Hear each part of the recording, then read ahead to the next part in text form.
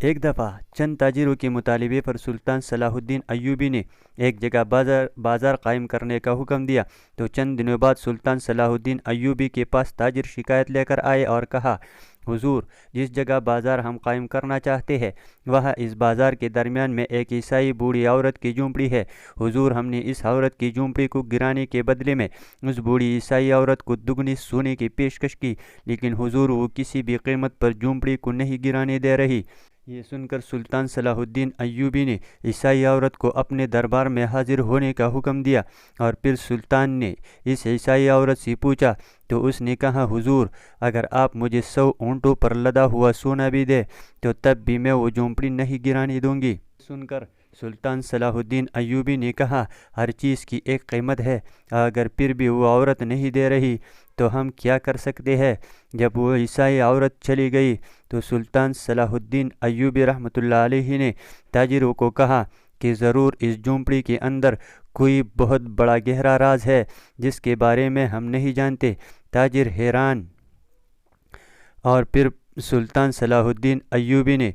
اس حقیقت کا پتہ لگانے کے لیے سلطان صلاح الدین ایوبی نے بڑی مہارت کے ساتھ اس عورت کی جھونپڑی کے اندر داخل ہو گئے جب وہ عیسائی عورت وہاں موجود نہیں تھی، اور پھر سلطان صلاح الدین ایوبی نے جسے اس جھونپڑی کے اندر داخل ہو کر دیکھا تو جھونپڑی میں کچھ خاص نہیں تھا، لیکن جب سلطان صلاح الدین ایوبی پیچھے پلٹنے لگا تو اچانک سلطان کی نظر جھونپڑی کی دیوار پر پڑی، اور دیوار میں کچھ ایسا تھا کہ جس سے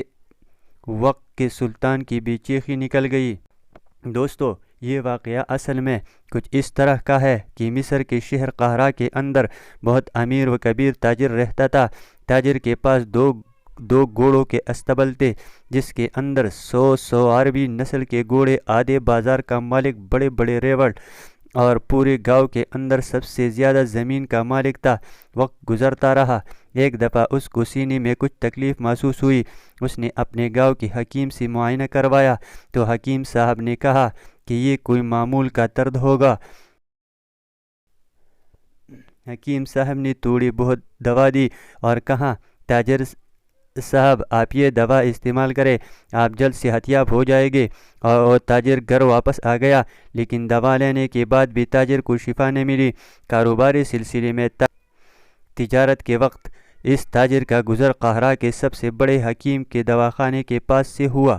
تو اس نے سوچا کہ اپنے گاؤں کے حکیم کی دی گئی دوا سے مجھے کچھ فرق بھی محسوس نہیں ہوا، اور میرے درد آئے دن بڑھتا جا رہا ہے، لہٰذا اتفاق سے ہی صحیح میرا گزر اس دواخانے سے ہو رہا ہے۔ اور اس حکیم کے بارے میں بھی بڑا سنا ہے کہ حکیم صاحب کے پاس ہر مرض کا علاج ہوتا ہے، لہٰذا حکیم صاحب کے پاس معائنہ کرواتا جاؤ۔ حکیم صاحب کے پاس گیا۔ حکیم صاحب نے جب اس کا معائنہ کیا تو حکیم صاحب نے اس کے چہرے کی طرف دیکھا اور پھر مایوسی کے ساتھ اپنا چہرہ دوسری طرف موڑ دیا۔ یہ دیکھ کر تاجر کو بڑی پریشانی ہوئی اور کہا، حکیم صاحب بتائیے آخر ماجرا کیا ہے؟ تو حکیم صاحب نے کہا، جو میں آپ کو بتانا چاہتا ہوں وہ آپ سن نہیں پائیں گے۔ یہ سن کر اس تاجر نے کہا، حضور آپ بتائیے، میں ایک تاجر ہوں، میں نے اپنی زندگی میں بہت کمایا بھی ہے، بہت کھویا بھی ہے، آپ جو بھی بتانا چاہتے ہیں آپ بتائیے۔ تو حکیم صاحب نے کہا، حضور آپ کا دل آہستہ آہستہ کام چھوڑ رہا ہے اور آپ چند ماہ کے مہمان ہیں، اور ایک دن آپ کا دل سرے سے کام کرنا بند کر جائے گا۔ یہ سن کر تاجر نے کہا، حکیم صاحب پھر کیا کوئی علاج ہوگا؟ حکیم نے کہا، اس کا میرے پاس کوئی علاج نہیں، حتیٰ کہ کسی کے بھی پاس نہیں۔ یہ سن کر وہ تاجر بہت پریشان ہوا، لیکن پھر اس نے سوچا کہ جتنی زندگی میری لکھی تھی میں نے جی لی، اب اس سے زیادہ نہیں لکھی تو یہ میرے رب کا فیصلہ ہے۔ جب وہ واپس گھر لوٹا تو اس نے آ کر اپنی بیوی کو اپنی بیماری کے بارے میں بتایا اور کہا کہ تم ذہنی طور پر تیار ہو جاؤ، کیونکہ میں کبھی بھی تمہیں چھوڑ کر جا سکتا ہوں، اور کہیں ایسا نہ ہو کہ اچانک مجھے کچھ ہو جائے اور تم میری جدائی کا غم برداشت نہ کر سکو،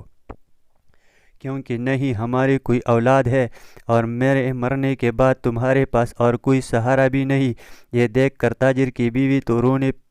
لگ گئی، حتیٰ کہ اس نے پورے گاؤں کو اکٹھا کر دیا۔ تو گاؤں کے سردار نے کہا،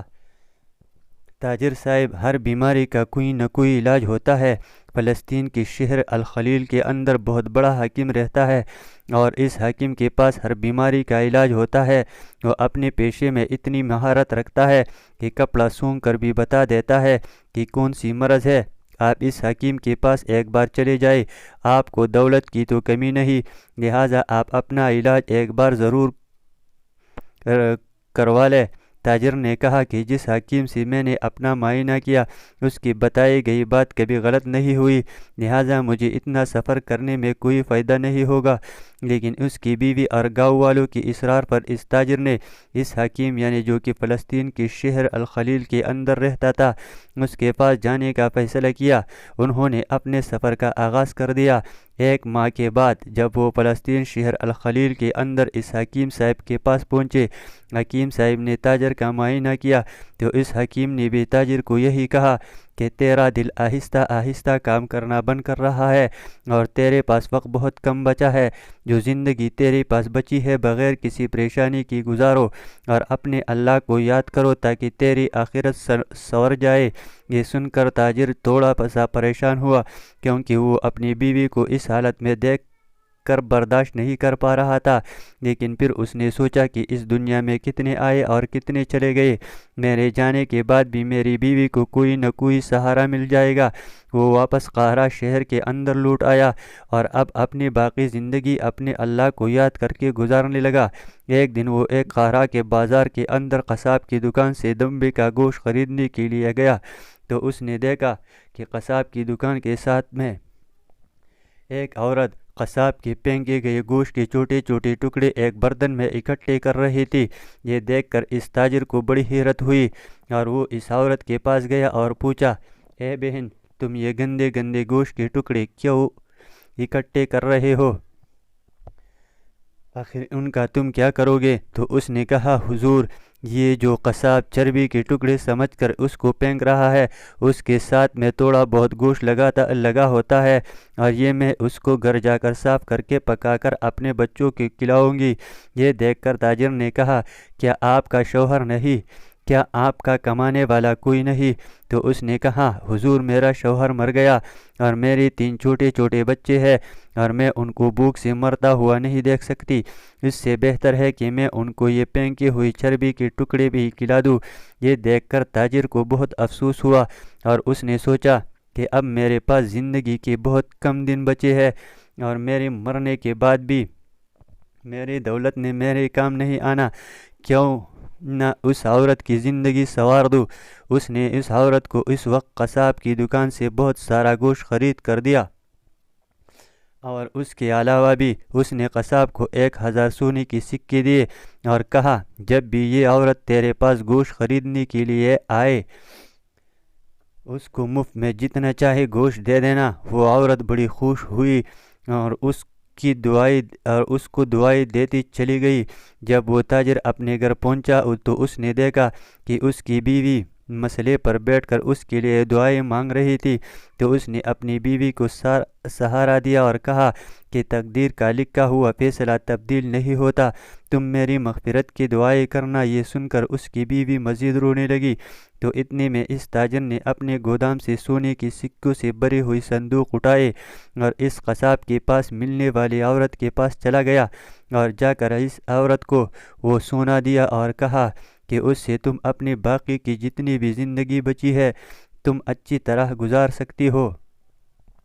یہ جو میں تمہیں سونا دے کر جا رہا ہوں یہ تمہارے لیے بہت کافی ہے۔ یہ دیکھ کر وہ عورت کو یقین نہیں آ رہا تھا اور وہ تاجر کو رو رو کر دعائیں دینے لگی۔ اب وہ تاجر اپنے گھر لوٹ گیا اور اپنے باقی کی زندگی اپنے اللہ کو یاد کرنے میں گزارنے لگا۔ چند دن گزرے، اس نے دیکھا کہ اس کے دل کا درد آہستہ آہستہ کم ہونے لگا۔ وہ بہت حیران ہوا کہ جو میرا درد آئے دن بڑھنا چاہیے تھا اب وہ کم کیوں ہو رہا ہے۔ وہ اسے حکیم صاحب کے پاس گیا، اس نے اس کو اس مرض کے بارے میں بتایا تو حکیم صاحب نے جب اس کا معائنہ کیا تو حکیم حیران ہو گیا۔ اس نے کہا کہ میں نے اپنی زندگی میں بہت سارے ایسے مریض دیکھے لیکن کبھی اس نے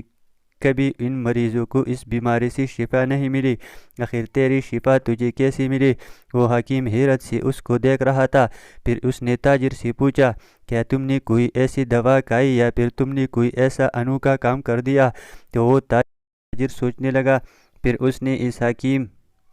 صاحب کو اس قصاب کی دکان کے پاس ملنے والی بیوہ کی بات بتائی۔ یہ سن کر حکیم صاحب نے کہا، بے شک بڑی بڑی مصیبتوں کو صدقہ ٹال دیتا ہے، اور جو تم نے اس عورت کی مدد کی، تم نے صدقہ نکالا، اللہ تعالیٰ نے اس کے بدلے میں تمہیں شفا دے دی۔ یہ دیکھ کر وہ تاجر بہت خوش ہو گیا، اور جب اپنے گھر لوٹا اور اپنے بیوی کو خوشخبری سنائی تو اس کی بیوی خوشی سے آسمان کو چھو رہی تھی۔ اب اس تاجر نے اپنے دل میں سوچ لیا تھا کہ میں اب ساری زندگی اللہ تعالیٰ کی عبادت میں اور لوگوں کی بھلائی اور مدد کرنے میں گزار دوں گا، کیونکہ یہ زندگی جو مجھے ملی ہے یہ میرے پاس اللہ کا دیا ہوا قرض ہے، اور اس قرض کو میں ضرور چکا کر رہوں گا۔ اب وقت گزرنے لگا اور وہ تاجر آئے دن ہر غریب کی مدد کرتا، اور وہ اپنے علاقے کا سب سے سخی تاجر مشہور ہو گیا۔ وقت گزرتا رہا، ایک دن اس کو خیال آیا کہ جس عورت کی وجہ سے مجھے شفا ملی، مجھے اس کے پاس ضرور جانا چاہیے۔ اس نے اپنی بیوی کو اپنے ساتھ لیا اور اس بیوہ عورت کے پاس گیا۔ اب اس نے دیکھا کہ اس بیوہ عورت کا گھر ویسے کا ویسے خسرحال تھا۔ وہ بڑا حیران ہوا کہ جو میں نے تمہیں اتنی رقم دی تھی وہ تم نے کہاں خرچ کی تھی؟ تو اس بیوہ عورت نے کہا، حضور، جس طرح کے حال میں آپ نے مجھے دیکھا تھا، اس طرح کی مجھ سے بھی کئی زیادہ غریب اس گاؤں میں رہتے ہیں، اور مجھ سے بھی ان کی یہ حالت نہیں دیکھی گئی جس طرح آپ سے میری نہیں دیکھی گئی، اور میں نے جتنی بھی آپ نے مجھے رقم دی تھی وہ میں نے تمام غریبوں میں بانٹ دی۔ یہ دیکھ کر وہ تاجر بڑا خوش ہوا کہ جس کو اللہ تعالیٰ نے اتنا بڑا دل دیا ہو، پھر وہ اس کو اور کیا چاہیے۔ پھر اس تاجر نے اس عورت سے کہا کہ مجھے ایک بات کی حیرانی ہوئی کہ آخر آپ کے علاقے میں اتنی زیادہ غربت کیوں ہے؟ تو اس عورت نے کہا، حضور، جس جگہ ہمارا گاؤں آباد ہے، ہمارے ساتھ میں اور بھی 3 گاؤں آباد ہے، لیکن ان چاروں گاؤں والوں کے پاس روزگار کا ذریعہ صرف کھیتی باڑی ہے، اور وہ بھی کبھی بارش ہو جائے تو اچھی ہو جاتی ہے، ورنہ بویا ہوا بیج بھی ختم ہو جاتا ہے۔ تو یہ سن کر تاجر نے کہا، اگر اتنا بڑا علاقہ ہے تو کیا یہاں کوئی بازار نہیں؟ تو یہ سن کر اس عورت نے کہا، حضور، ہمارے گاؤں ایسی جگہ پر ہے جہاں بازار بنانے کے لیے بہت زیادہ رقم کی ضرورت ہے، اور کوئی بھی تاجر اتنا بڑا رسک نہیں لینا چاہتا۔ یہ سن کر اس تاجر نے کہا، تم مجھے اس جگہ لے جاؤ جہاں سارے تاجر بازار بنانا چاہتے ہیں۔ اب اس بات کی خبر سارے گاؤں والوں کو لگ گئی کہ ہمارے گاؤں کے اندر ایک ایسا تاجر آیا ہے جو بازار بنانے کے لیے ہماری مدد کرنا چاہتا ہے۔ سارے گاؤں والے اور اس گاؤں کے اندر جتنے بھی تاجر لوگ تھے وہ اکٹھے ہو گئے۔ اس نوجوان تاجر نے دیکھا کہ وہاں ایک زبردست جگہ ہے، لیکن اس پر بازار بنانے کے لیے بہت خرچہ ہوگا۔ اس نے سوچا کہ اگر میں سارے بازار کے اندر سارے تاجروں سے مدد لے کر بھی بازار بنانا چاہوں تو شاید وہ بھی رقم کم ہوگی۔ وہ اپنے گھر چلا گیا اور سوچنے لگا کہ اگر یہ بازار بن جاتا ہے تو آنے والی کئی نسلیں کبھی بھوک سے نہیں مرے گی۔ آدھی رات کو جب تاجر کی فرمان بردار بیوی نے اپنے شوہر کو پریشانی کی حالت میں دیکھا تو اس نے کہا کہ اب آپ آگے کیا کرنے کا ارادہ رکھتے ہیں؟ تو اس تاجر نے کہا، میں اس گاؤں کے اندر دیکھ کر آیا ہوں، چھوٹے چھوٹے بچے بھوک سے مر رہے ہیں، اور غریب یتیم بیوائیں بھی بہت بے بس رہے، اور اگر ان کے لیے کچھ نہ کیا گیا تو وہ بھوک سے مر جائیں گے۔ تو تاجر کی بیوی نے کہا کہ آپ کے پاس بھی اتنی دولت نہیں کہ آپ اتنی ساری دولت خرچ کر کے وہاں بازار بنوا سکے۔ جو جگہ سنسان ہے اس جگہ پر بازار بنانے کے لیے بہت سے اخراجات آئے گے۔ یہ سن کر وہ تاجر حیران پریشان ہو گیا۔ وہ اسی پریشانی کی حالت میں رات کے وقت آرام کرنے لگا۔ جب سو کر وہ صبح اٹھا تو اس کے چہرے پر ایک امید نظر آئی۔ تو اس کی بیوی نے کہا، آخر رات کو ایسا کیا ہوا کہ جب آپ سوئے تھے تو آپ بہت پریشان لگ رہے تھے، اور آپ کے چہرے میں اتنا سکون، آخر اس کے پیچھے ماجرا کیا ہے؟ تو اس تاجر نے کہا، میں نے رات کو خواب میں اپنے عظیم سلطان کو دیکھا ہے، اور یہ اس بات کا اشارہ ہے کہ اس کام میں میرے سلطان صلاح الدین ایوبی ہی مدد کر سکتے ہیں۔ یہ دیکھ کر وہ تاجر کی بیوی بڑی حیران ہوئی اور کہا کہ وقت کا سلطان آپ سے ملاقات کیوں کرے گا؟ اگر وقت کے سلطان نے آپ سے ملاقات کر بھی لی تو اس سنسان جگہ پر بازار بنانے کا مشورہ سلطان کو کوئی بھی وزیر یا مشیر نہیں دے گا، اور آپ کا یہ خواب ہمیشہ ادھورا رہ جائے گا۔ تو اس کے شوہر نے کہا، تم مجھے اگر ہمت نہیں دے سکتی تو میرے ارادوں کو کمزور نہ کرو۔ تو اس کی بیوی نے کہا کہ میں تمہیں وہ خواب دیکھنے سے روک رہی ہوں جو پھر بعد میں تمہیں تکلیف دے گی۔ تو اس کے شوہر نے کہا کہ یہ خواب ایک دن تعبیر بن کر رہے گی۔ وہ تاجر اپنے گھوڑے پر سوار ہوا اور قاہرہ کے بازار کے اندر پہنچا اور جا کر سارے گاؤں والوں کو اکٹھا کیا۔ جب سارے بازار والوں نے دیکھا کہ سارے تاجر وقت کے سلطان صلاح الدین ایوبی رحمۃ اللہ علیہ کے پاس ہمارے گاؤں کے درمیان میں بازار بنانے کے لیے مدد لینے کے لیے سلطان کے پاس جا رہے ہیں، تو سارے تاجر، سارے گاؤں والے اور وہ تاجر سلطان صلاح الدین ایوبی رحمۃ اللہ علیہ کی عدالت میں جا پہنچا۔ سلطان صلاح الدین ایوبی رحمۃ اللہ علیہ کمرے میں آرام فرما رہے تھے۔ اتنے میں ایک سپاہی نے سلطان صلاح الدین ایوبی کو بتایا کہ حضور آپ سے قاہرہ کے بازار کے تاجر ملنے کے لیے آئے ہیں۔ تو سلطان صلاح الدین رحمۃ اللہ علیہ نے حکم دیا کہ ان کو دربار کے اندر بٹھاؤ، میں آ رہا ہوں۔ عدالت لگ گئی۔ سلطان صلاح الدین ایوبی رحمۃ اللہ علیہ عدالت کے اندر تشریف لے آئے۔ سارے درباری موجود تھے، حتیٰ کہ سلطان صلاح الدین ایوبی کے ساتھ سلطان کے خاص وزیر بھی موجود تھے، کیونکہ سلطان صلاح الدین ایوبی جب بھی تاجروں سے مشاورت کرتے تو اپنے ساتھ خاص وزیروں کو ضرور بٹھاتے، کیونکہ سلطان صلاح الدین ایوبی جانتے تھے کہ ایک سلطنت کا اصل سرمایہ اس کے تاجر ہوتے ہیں۔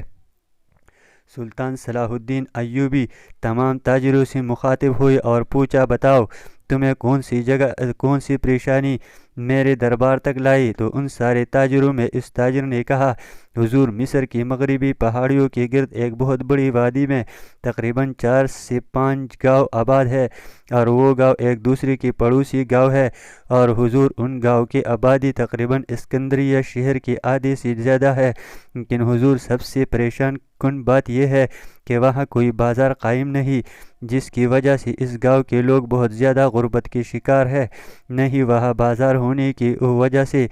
کوئی اچھا حکیم ہے، اور نہ ہی وہاں کوئی کھانے پینے کی اچھی اشیاء ملتی ہے، اور اس کے علاوہ بازار نہ ہونے کی وجہ سے لوگوں کے پاس روزگار نہیں۔ یہ سن کر سلطان ایوبی نے حکم دیا کہ تم جا کر اس علاقے کے اندر جگہ کا معائنہ کرو، اور جو جگہ تمہیں مناسب لگے مجھے آ کر بتاؤ، پھر میں بازار بنانے کا حکم دے دوں گا۔ سلطان صلاح الدین ایوبی جنگی محاذ پر چلے گئے، اور وہ تاجر بھی جگہ کا معائنہ کرنے کے لیے چلے گئے۔ چند دن بعد سلطان صلاح الدین ایوبی جنگ سے واپس لوٹے تو وہ تاجر پہلے سے ہی سلطان صلاح الدین ایوبی رحمۃ اللہ علیہ کی عدالت میں موجود تھے۔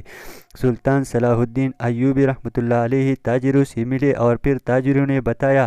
کہ حضور ہم نے ان چاروں گاؤں کے درمیان میں بازار بنانے کا فیصلہ کیا، کیونکہ ان چاروں گاؤں کو برابر کا فاصلہ ہوگا، اور اس سے چاروں گاؤں کے رہنے والے لوگوں کو بازار میں آنے کے لیے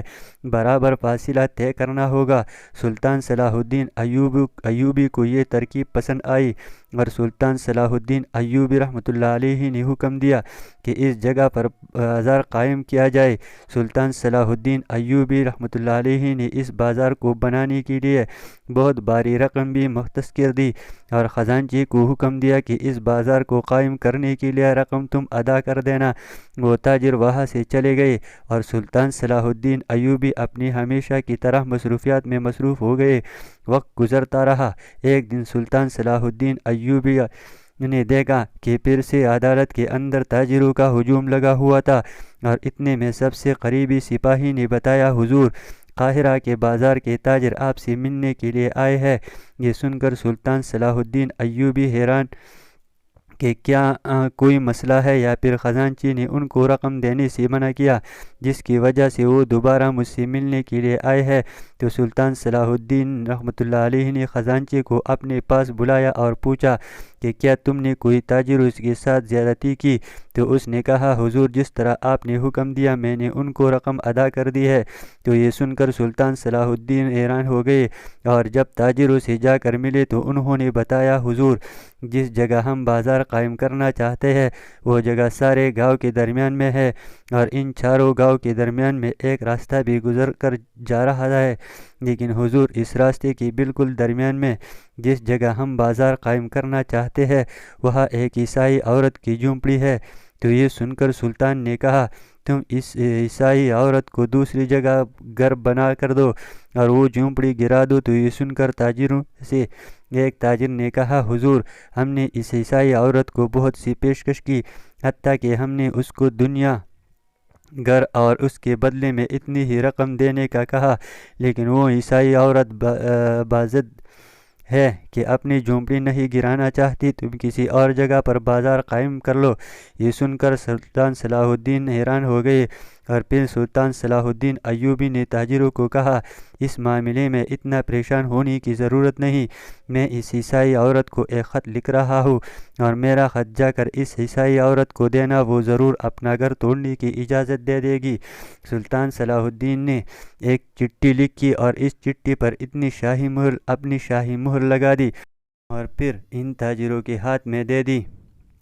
اگلے دن سلطان صلاح الدین ایوبی رحمۃ اللہ علیہ نے دیکھا کہ دوبارہ تاجر دربار کے اندر موجود ہے، تو سلطان صلاح الدین ایوبی حیران ہو گئے، اور جب ان تاجروں سے جا کر ملے تو انہوں نے بتایا کہ حضور وہ عیسائی عورت کسی بھی قیمت پر نہیں مان رہی، حتیٰ کہ اس نے کہا کہ اگر میری جان بھی چلی گئی تو میں جان دے دوں گی، لیکن میں پھر بھی اپنی جھونپڑی کو توڑنے نہیں دوں گی۔ یہ سن کر سلطان صلاح الدین ایوبی کو حیرت ہوئی کہ ایک وقت کہ سلطان کی حکم کی نافرمانی کی، آخر اس کے پیچھے ماجرا کیا ہے؟ لیکن یہ بات سلطان صلاح الدین ایوبی بھی جانتے تھے کہ ایک وقت کا سلطان بھی ہو کر کسی کے گھر کو گرانے کی طاقت نہیں رکھتا، اگر وہ خود نہ گرانا چاہے تو سلطان صلاح الدین نے اس عیسائی عورت کو دربار میں حاضر ہونے کا حکم دیا۔ اگلے دن وہ عیسائی اور سلطان صلاح الدین ایوبی کے دربار میں حاضر ہوئے، تو سلطان صلاح الدین ایوبی نے اس عورت کو کہا بتاؤ تم اس جھونپڑی کے بدلے میں کتنا سونا لینا چاہتی ہو؟ تو سلطان صلاح الدین ایوبی نے کہا کہ جب بات آ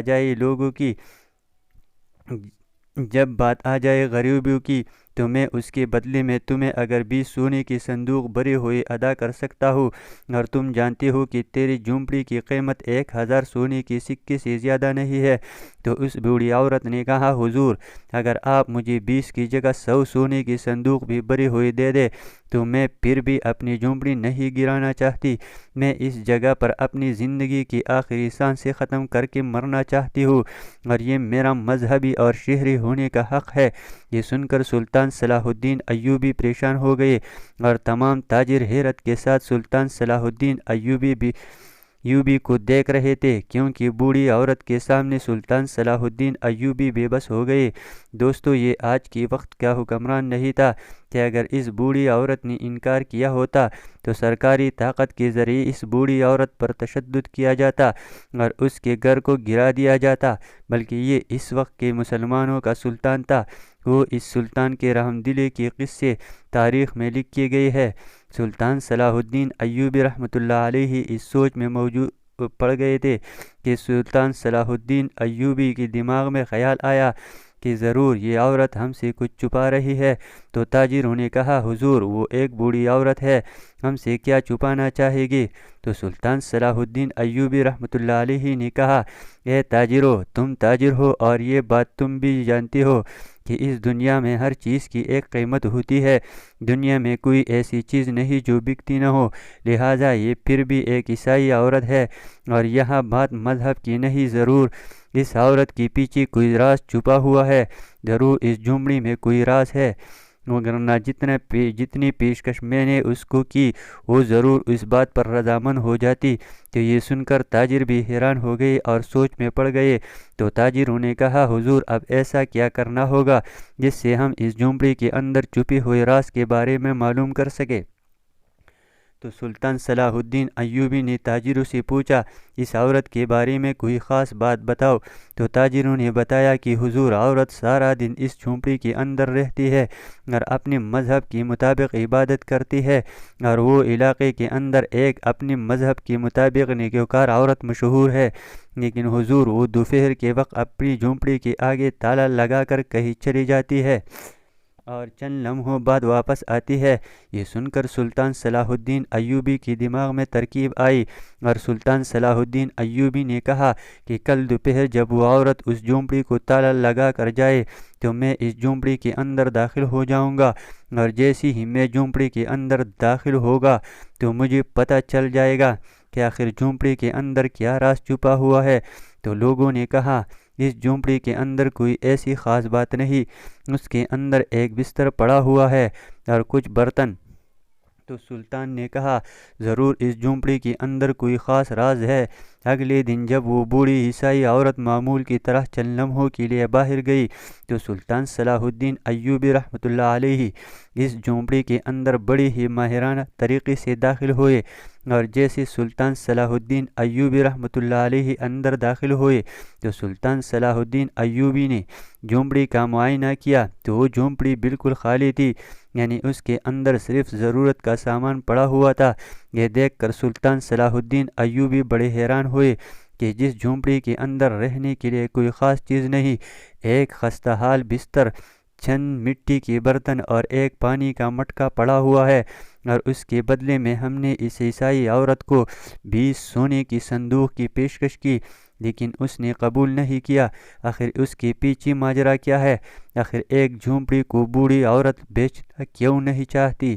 سلطان صلاح الدین ایوبی رحمۃ اللہ علیہ نے اس جھونپڑی کی مکمل تلاشی لی، لیکن اس جھونپڑی کے اندر کوئی ایسی خاص چیز نہیں ملی جو بات ثابت کر سکے، کیونکہ جس کے بدلے میں سلطان صلاح الدین ایوبی نے 20 سونے کے بڑے صندوق کا کہا تھا، لیکن پھر بھی اس بوڑھی عورت نے وہ جھونپڑی گرانے نہیں دی۔ جب سلطان صلاح الدین ایوبی رحمۃ اللہ علیہ نے مکمل تلاشی کر لی تو مایوس ہو کر سلطان واپس لوٹنے لگے، کیونکہ سلطان کو اپنے سوال کا جواب نہیں مل رہا تھا۔ اتنے میں سلطان صلاح الدین ایوبی نے دیکھا کہ اس جھونپڑی کے اندر ایک کونے میں ایک چٹائی پڑی ہوئی تھی۔ یہ دیکھ کر سلطان صلاح الدین ایوبی کے پیروں تلے زمین نکل گئی، کیونکہ وہ چٹائی بہت ہی قیمتی اور نایاب قسم کی تھی۔ سلطان صلاح الدین ایوبی جانتے تھے کہ اس قسم کی چٹائی بڑے بڑے محلوں اور قلعہ داروں کے خاص کمروں میں بچھائی جاتی ہے، اور اس غریب بوڑھی عورت کے پاس اتنی قیمتی چٹائی کہاں سے آ گئی؟ سلطان صلاح الدین ایوبی رحمۃ اللہ علیہ نے جب اس کی قیمتی چٹائی کو زمین سے اٹھایا تو اگلے منظر دیکھ کر سلطان کی مزید پیروں تلے زمین نکل گئی، کیونکہ سلطان صلاح الدین ایوبی نے جب اس چٹائی کو اس جگہ سے اٹھایا تو نیچے اس کے اندر ایک چھوٹا سا لکڑی کا دروازہ تھا۔ سلطان صلاح الدین ایوبی حیران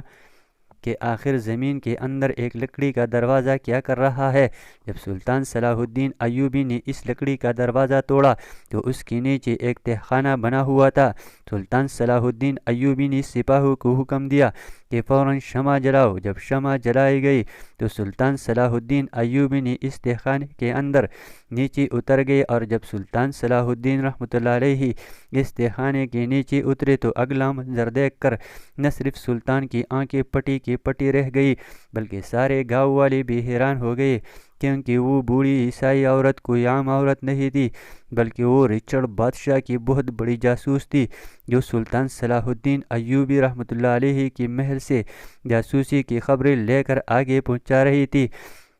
اور اس تہخانے کے اندر سونے کے سکوں کے بھرے ہوئے بڑے بڑے صندوق، قیمتی تلواریں اور اس کے اندر بہت سے اہم راز جو اس نے سلطان صلاح الدین ایوبی کے محل سے لے کر وہاں محفوظ کیے ہوئے تھے۔ وہ یہ سارا منظر دیکھ کر سلطان صلاح الدین ایوبی کو سمجھ آ گیا کہ اگر اس بوڑھی عورت کو سونے کی ضرورت ہوتی تو اتنی بڑی پیشکش وہ کبھی نہ ٹھکراتی، یہ کوئی عام عورت نہیں، اس لیے اس نے میری پیشکش کو ٹھکرا دیا اور مجھے پتہ چل گیا۔ اور جب سلطان صلاح الدین ایوبی نے اس بوڑھی عورت کو پکڑ کر تحقیق کی تو اس نے کہا کہ میں رچرڈ بادشاہ کی خاص ملازمہ ہوں، اور رچرڈ بادشاہ نے مجھے آپ کی جاسوسی کرنے کے لیے ایک عیسائی بوڑھی عورت کے بیس میں یہاں بھیجا، اور مجھے یہ کام کرتے ہوئے یہاں کئی سال گزر گئے، لیکن مجھے پر کبھی کسی نے شک نہیں کیا۔ لیکن حضور، آپ کو کیسے پتہ چلا؟ سلطان صلاح الدین ایوبی نے کہا کہ جب میں تیری جھونپڑی کے اندر داخل ہوا تو میں نے دیکھا کہ ایک چٹائی پڑی ہوئی تھی، اور وہ چٹائی بہت قیمتی تھی، اور میں حیران ہوا کہ اتنی قیمتی چٹائی ایک بوڑھی غریب عورت کے پاس کیسے آئی، اور پھر یہ مجھے سارا معاملہ سمجھ میں آ گیا۔ یہ دیکھ کر سارے گاؤں والے حیران و پریشان ہو گئے، اور پھر سلطان صلاح الدین ایوبی رحمۃ اللہ علیہ نے اس بوڑھی عورت کا سر قلم کر دیا، اور جتنے بھی اس نے سلطان صلاح الدین ایوبی کے خلاف ثبوت اکٹھے کیے، سلطان صلاح الدین ایوبی نے ان کو اپنے پاس محفوظ کر لیا، اور وہ جتنا بھی سونا تھا وہ اس جگہ بازار قائم کرنے کے لیے وہ سونا بھی خرچ کر دیا گیا، اور اس جگہ پر بھی سلطان صلاح الدین رحمۃ اللہ علیہ کی بہادری اور مدد اور اس تاجر کی ہمت کی وجہ سے بازار قائم ہو گیا، جس جگہ صرف ایک بوڑھی عورت کی جھونپڑی تھی اور ارد گرد سنسان علاقہ تھا۔ اور پھر سلطان صلاح الدین ایوبی رحمۃ اللہ علیہ نے بازار بننے کے بعد اس کا افتتاح کیا، اور اس تاجر کو اس بازار کا اور سارے تاجروں کا سردار بنا دیا، اور وقت کے ساتھ ساتھ وہی بازار قاہرہ کا سب سے بڑا اور مشہور ترین بازار بن گیا۔ اور اسی دن وہ تاجر اسی جگہ بازار بنانے کا خواب نہ دیکھتا تو اس بوڑھی عورت کا راز کبھی نہ کھلتا، اور ہو سکتا ہے کہ وہ سلطان صلاح الدین رحمۃ اللہ علیہ کی فتوحات میں رکاوٹ بن جاتی، اور اس لیے اس تاجر نے ہمت دکھائی، اور اس کی ہمت کی وجہ سے نہ صرف ایک گاؤں والوں کے لیے ایک امید کی کرن جاگی، بلکہ سلطان صلاح الدین ایوبی رحمۃ اللہ علیہ کو ناکام کرنے والی بوڑھی عورت بھی اپنے انجام کو